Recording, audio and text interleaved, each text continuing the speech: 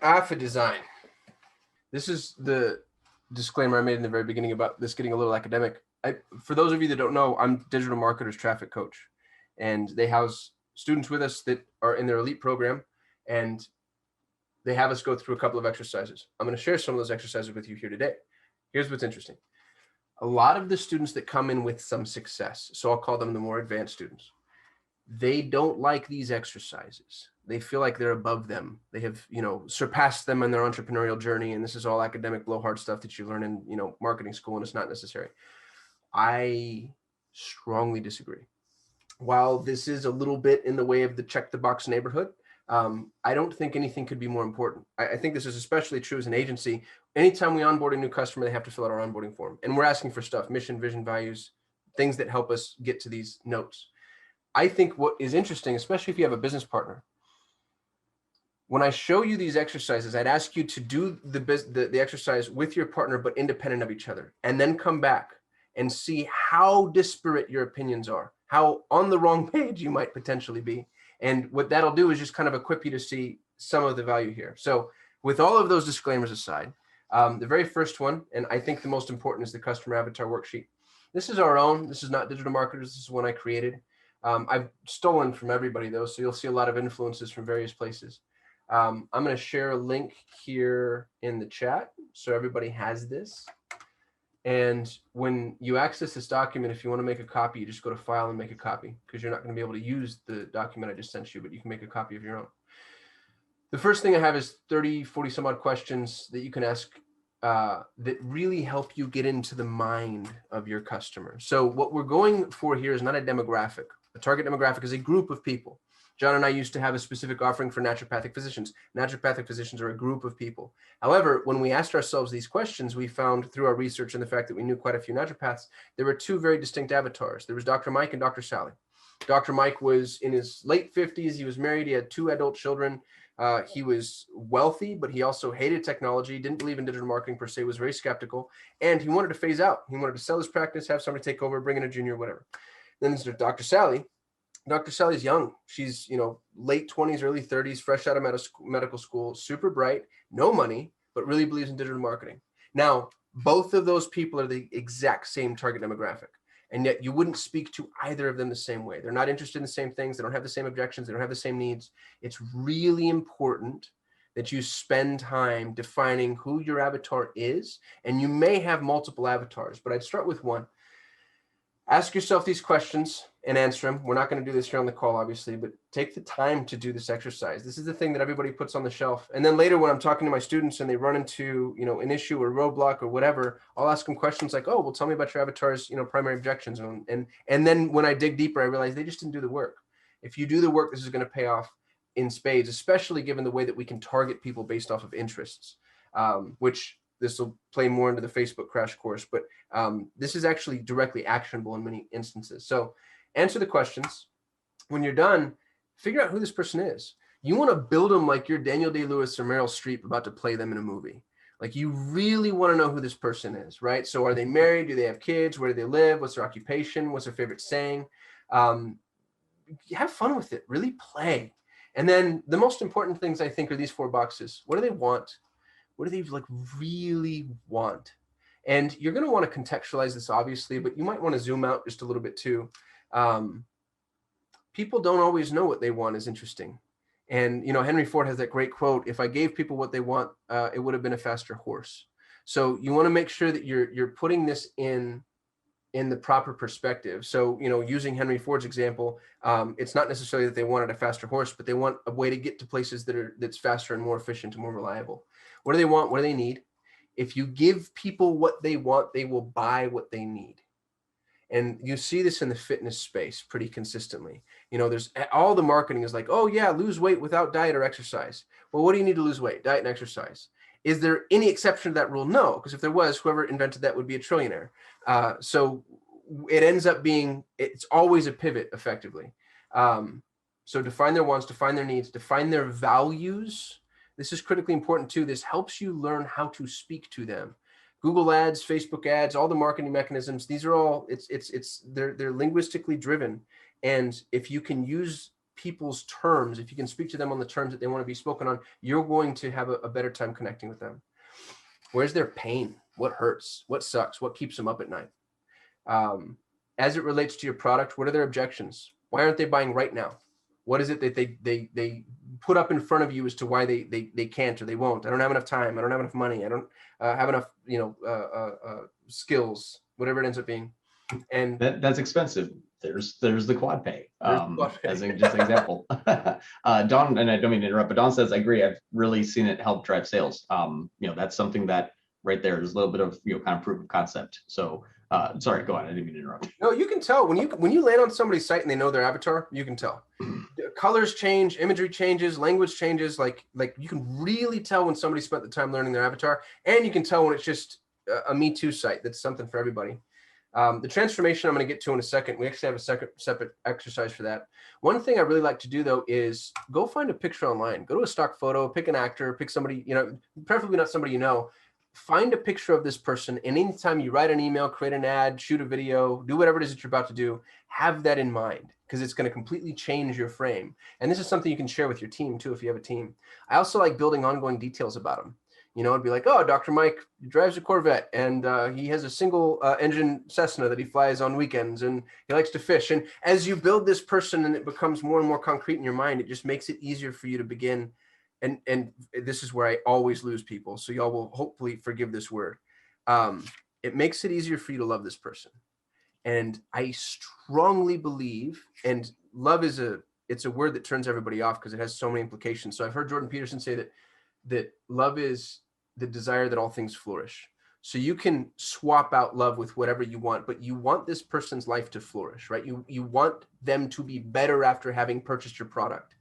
And the more you get to know them, the more likely it is that you actually care for them in that way, which leads us to this, again, is where people maybe lose me. But you have to define why it is you care for them.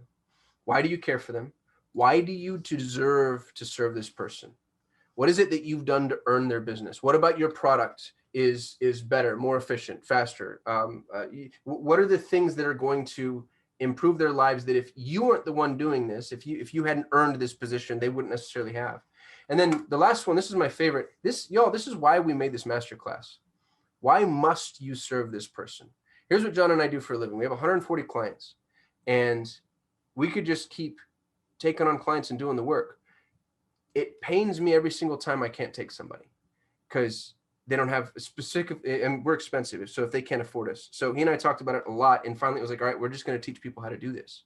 And it's because if we don't, here's what happens. People come to us. We want to run Google ads. Great. Here's our fee. Oh gosh, I can't afford that. I'm so sorry. Then they go off to some other Yahoo who screws it up, waste their time, waste their money. And sometimes we've seen the impacts be catastrophic. We need a different answer than, sorry, we're expensive. So I'm in a must. If I don't, then the charlatan on YouTube is going to get them and get their hooks into them and sell them some BS. What's the evil that you're fighting? Define that clearly. And that's the type of thing that goes in ad copy. That's the type of thing that goes in your videos, that goes on your website, that goes on your landing pages. This is how you build connection and reciprocity beyond just a product. Because people aren't buying a product from you, they're buying a transformation. And people buy from organizations and people that they like and that they agree with and that they connect with. So if you do this work, I think you're going to find yourself, I think you're going to find it to be of significant benefit to you. You have a saying that is actually, and when we hire people, we ask every single person that we hire, Qasim asks them, what is the saying? And I forget who said it. It's Khalil Gibran. What was it? Khalil Gibran. He's a Lebanese Christian poet. He's a writer that I love, but the quote is, work is love made visible. Right. And work is love made visible. This is that moment where you'd have to do the work. And that's how you make that love visible to the avatar. And somebody, Dawn says that she's never seen a business fail that truly had the consumer at center. And so that's actually true. People buy not only the story, but again, like the transformation. So having a product page and the product is showing like, hey, this is a product is good, but that's half the battle. How it applies to them, how it transforms them. Even if you can transform their have and have not is good, but if you can transform the status, that's something that is extremely valuable. And that's where that lifestyle imagery comes into play too. So where it says work is love made visible. When you do the work, it becomes visible. So I just want to add that there. No, that's really well said. I appreciate you bringing that up. And I do love that quote. Dropped that in the chat, by the way, y'all. When I dropped it the first time, I dropped it to everybody in the waiting room, which is nobody. So forgive me for not knowing how to use Zoom. Once you've done the customer avatar worksheet, which honestly, do it today. Do it today. It takes 45 minutes of really sitting down, and it's gonna be iterative. You're gonna revisit this on an ongoing basis, but just have something. Do it poorly, especially for my perfectionists, because any of you who are like, oh gosh, I'm gonna have to spend my weekend, whatever. Like, don't do any of that. Set out to do it bad. If you're a perfectionist, know you're going to do it poorly, and then you get to improve on it later. This is an order. Once you've done the customer avatar worksheet, Digital Marketer has something called the before and after grid. I'll drop this into chat as well. This is amazing. This is an amazing asset, especially when you're trying to build creative. We're not a creative agency, we're a data-driven agency. People don't buy products, they buy transformation. Who is it? John, who was it that said nobody buys a drill, they buy a hole? Is that Jeff Walker? Oh, I don't remember exactly. I think it was Perry Marshall. Yeah. Yeah. So Perry Marshall's favorite saying is nobody buys a drill, they buy a hole. And my follow-up to that is, what's your customer's hole? This gets a little awkward. We want to figure out what's the transition. What do they have before you, and what do they have after you? And typically, by the way, this is what they don't have, right? What are they missing? And this begins to ascend in importance. So at the top of this list, this is the least important transformation. The have is the easiest. How do they feel? Have is the cheap one. Feel is the more important. Nobody buys a Mercedes, y'all, because they want the V8 or, they want to feel. They want to feel successful, or they want to feel seen. Like when you're in traffic, there's really no difference between a Kia and a Mercedes other than, hey, I feel a lot better about myself. What's the difference in their average day? On a day-to-day basis, this is a really good one if you deal with children. If you deal with children and you can define the difference in mom and dad's average day, mom and dad will pay a lot of money for that. Even a coffee maker. I mean, before I'd have to get up, I'd have to grind the beans, I have to refill the coffee pot with water, I have to, put the new filter in. But if you have, a Keurig, it's as simple as one touch and you're done. It saves you 30 minutes every single morning. You can spend more time with your kids. You can get started on your work day. Like, that's how it changes their average day. Yeah, there's a compound interest to that purchase, and you get to sell that compound. Mm-hmm. Yeah. And again, this is going as we go down the list, as we go down the ladder, it increases in importance. So have is the cheapest, feel is a little bit better, average day even more so. Status is one of the best. If you can change somebody's status, and we see this every single day, especially in the West, people will pay anything. People will pay anything to climb the dominance hierarchy and just be the at the top of that mountain. And I don't know why that is, but that's where we live. It's why Louis Vuitton and Gucci exist. Right. And y'all, we're not wealth shaming. I'm not disparaging any of those things, but we need to be honest about why we buy, right? Like, we need to be honest about why we buy. And then the very last one, and I don't know that I would say that this exceeds status, but I think that it's tangential to it. Good versus evil. This comes from Don Miller's Story Brand. You see this with Tesla. Apple played on it pretty well, but I think Tesla's done the best. If you can help somebody fight against an evil and at the same time allow them the symbolic virtue signaling that is standing in the good, then not only have you changed their status, but you've also helped them fulfill on something that's important to them.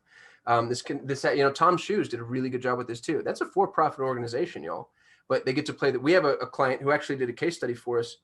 She's taken 350 women out of poverty, helping them learn how to weave hammocks.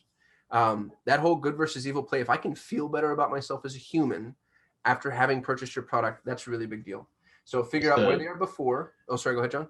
No, and then that hammock company now spends close to 100K per month and has about 400,000 in revenue per month, just in Google Ads. So as an example, that's that story coming to life, and even the status, because they're kind of an expensive hammock, but the good versus evil as well. Like, I mean, that's we're only giving you examples as to what we've seen work, and they have done it one of the best, and they're one of our most successful clients.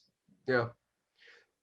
Define the customer segment. This is the avatar. define the product or service you're talking about. If you have different categories of products, this is worth doing for each category, each main category. If you have 1,000 SKUs, don't do this 1,000 times. Pick the product that you feel is most applicable, or the product category that's most applicable. Where are they before? Where are they after? This is what they're buying. They're buying the transformation. It's true with a stick of gum, a car, airline ticket, tickets to the game. People buy transformations.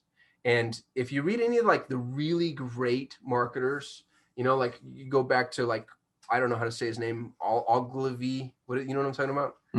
I remember though. Yeah, Kennedy. Like that's what they all sell. Everybody sells the transformation. So get good at defining what your transformation is, because that's how you're going to put your product in front of people. And by the way, this is how you win the drop shipping game. If with drop shipping, you can't improve the quality of the product, you can improve the quality of the presentation, and you can improve the way that you articulate the transformation that somebody experiences. It's whoever presents the transformation in the best light. There's so many products. You can think of 100,000 right now that are all virtually the same. They're the exact same in every way, but one company just went out of their way and did a better job of articulating the transformation, and those are the ones that stepped up. So this is, again, mildly academic, but really worth doing. The last one I'll spend the least time on, because I'm actually going to link you to a blog. This is an 800-word blog. It's very easy to read. It's very quick, and it defines the customer value journey. The customer value journey is not it's not man-made. This is the natural sequence that every single human goes through in making a purchase decision. All we've done is put it on a little board and made it easier for us to engage with. And I think I've got a closer version of it here. This is the customer value journey. You want to define what your customer value journey looks like. And again, this comes straight from Digital Marketer. This isn't my content. You want to start here. So in the ascend stage, you're going to work backwards. Let's say that you have 3 levels of ascension. You want to define your very first level. What's the very first thing they buy from you? So if you're selling, you know, candles, then maybe they buy the base of the candle and they buy some wax and some wicks or whatever. So this is your core offer, and we're going to work backwards. What got them excited enough to buy the core offer? Before every purchase is an excitement phase. Now, excitement doesn't necessarily mean happiness, by the way, y'all. If I'm on fire and I buy a fire extinguisher, that excite phase is a little bit different than I'm excited about buying my new car. But there needs to be an emotional. Why did you shrug, John? You're not excited. I don't know. I'd be pretty happy that it wasn't on fire anymore. That's after the purchase. There needs to be an emotional trigger to the purchase. There needs to be, and it doesn't have to be like, you know, life-changing. It depends on the product that you're selling. Some products are more life-changing than others, but you have to be able to connect this to a catalytic event. You want to know why it is that they buy. What is it that actually pushed them over the edge?